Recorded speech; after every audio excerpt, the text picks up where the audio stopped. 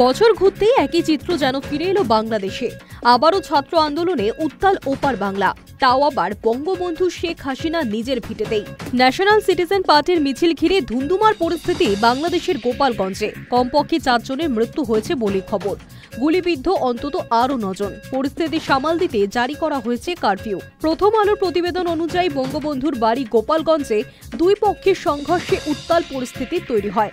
NCP ছাত্র যুব শাখার মিছিল ছিল, তার আগেই পুলিশের সঙ্গে তুমুল বচসা হাতাহাতি লাগে আওয়ামী লীগের কর্মী সমর্থকদের। স্থানীয় সূত্রে খবর, এনসিপির মিছিল রুখতে আওয়ামী লীগের সঙ্গে যোগ দিয়েছিল খালেদা জিয়ার দল, বিএনপির কর্মী সমর্থকেরাও।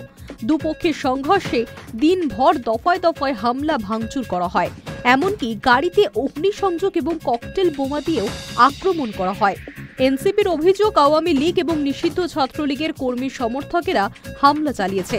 সংঘর্ষে 4 জনের মৃত্যু হয়েছে, 50 জনেরও বেশি সংঘর্ষে আহত হয়েছেন বলে খবর। প্রসঙ্গত, 1 জুলাই থেকেই সারা দেশে পদযাত্রা শুরু করেছে এনসিপি। 1 মাস ধরে চলা জুলাই পদযাত্রায় অংশ হিসেবে গোপালগঞ্জে মার্চ টু গোপালগঞ্জ ঘোষণা করেছিল এনসিপি। তবে সকাল থেকেই উত্তেজনা ছড়ায় এই মিছিল ঘিরে। দফায় দফায় হামলা হয়, পুলিশের গাড়ি, সদর উপজেলা নির্বাহী কর্মকর্তার গাড়ি জ্বালিয়ে দেওয়া হয়। হামলা চলে এনসিপির সমাবেশস্থল, জেলা প্রশাসকের বাসভবন এবং জেলা কারাগারে। পথ চলতি বিভিন্ন গাড়িতেও অগ্নিসংযোগ করা হয় বলে অভিযোগ। পরিস্থিতি এতটাই ভয়ঙ্কর হয়ে ওঠে যে এনসিপি নেতারা গোপালগঞ্জ জেলা পুলিশ সুপারের কার্যালয়ে আশ্রয় নেন। পরিস্থিতি সামাল দিতে গোপালগঞ্জে 144 ধারা জারি করা হয়, নামানো হয় সেনাও। সাউন্ড গ্রেনেড ও গুলি ছুড়ে পরিস্থিতি নিয়ন্ত্রণের চেষ্টা করা হয়।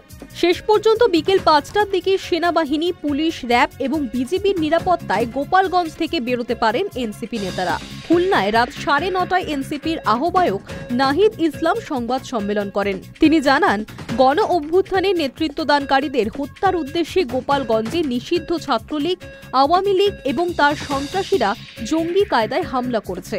এই হামলার প্রতিবাদে বৃহস্পতিবার সারা দেশে বিক্ষোভ কর্মসূচি পালন এনসিপির।